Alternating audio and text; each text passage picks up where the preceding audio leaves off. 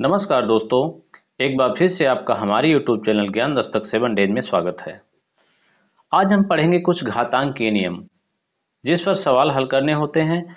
तो यदि घातांक के सवाल हमें हल करना होता है तो घातांक के नियम याद होना जरूरी है या नियमों की समझ होना जरूरी है। तो चलिए देखते हैं। यहाँ पे नियम नंबर पहला है a की घाते m गुणे a की घाते n। इसी को हम a की पावर m गुणे a की पावर माइनस n भी कहते हैं।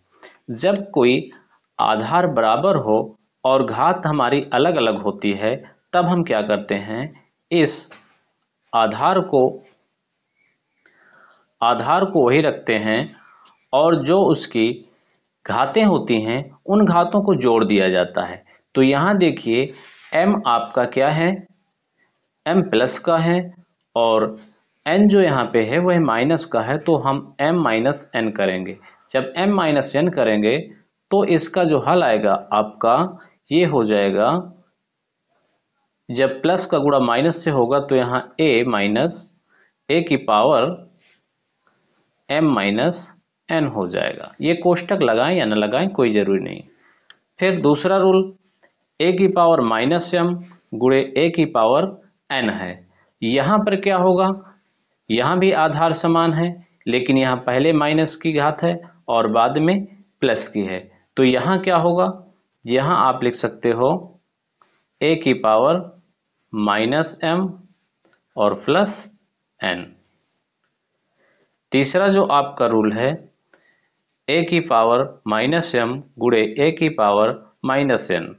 यहाँ पे दोनों घातें आपकी माइनस हैं तो आधार आपके यहाँ भी समान है तो यहाँ भी घातें जुड़ जाएंगी। और जब घातें जुड़ेंगी तो हम यहाँ क्या लिख सकते हैं, a की पावर माइनस m और जोड़ना है इनको चूंकि, तो हम यहाँ क्या लगाएंगे माइनस n। अब इसको जब हम थोड़ा दूसरी तरह लिखेंगे तो a की पावर माइनस को हम कॉमन ले लें तो m प्लस n हो जाएगा। इस तरह से आप इसको लिख सकते हो। जब चौथा आपका जो घातांकीय रूल है यहाँ लिखा गया है a की पावर m भागे a की पावर माइनस n। अब यहाँ क्या होता है, यहाँ ध्यान देने योग्य बात है।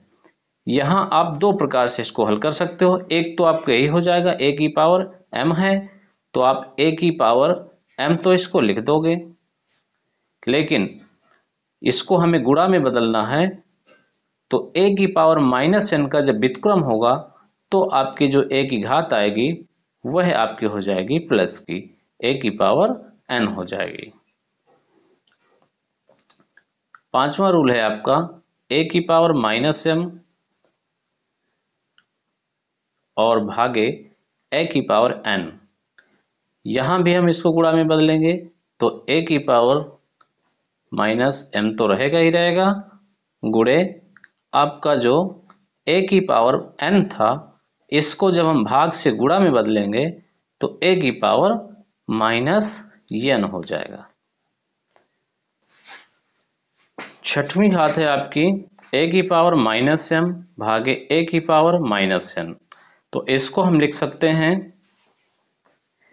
a की पावर माइनस m गुणे, अब ये जो घात है आपकी भाग में है लेकिन माइनस की है तो जब यहाँ गुणा का चिन्ह लगेगा तो a की पावर यह प्लस की घात हो जाएगी और n हो जाएगी।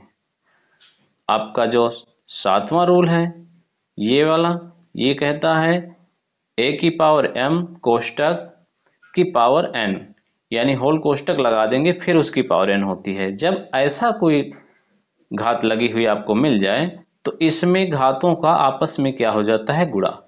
तो आप लिखोगे a की पावर m इंटू n, चिन्ह माइनस का रहेगा क्योंकि यहाँ पे माइनस का n है, इसलिए चाहे माइनस का n हो या माइनस का m हो यहाँ जिसका चिन्ह होगा वही चिन्ह रहेगा क्योंकि प्लस माइनस का गुणा में चिन्ह माइनस ही होता है। इसको हम ऐसे भी लिख सकते हैं, मान लो a की पावर यहाँ माइनस m कर दें पहले और बाहर n कर दें, बात दोनों तो एक ही है ना। फिर है आपका आठवां नियम यहाँ क्या है, ए की पावर माइनस एम कोष्टक दिया हुआ है, फिर पावर में माइनस एन दिया गया है। यहाँ भी घातें पावर पावर में है तो इन घातों का दोनों का क्या होगा, गुणा। तो हम इसको ऐसे कर सकते हैं, ए की पावर माइनस एम गुणे माइनस एन।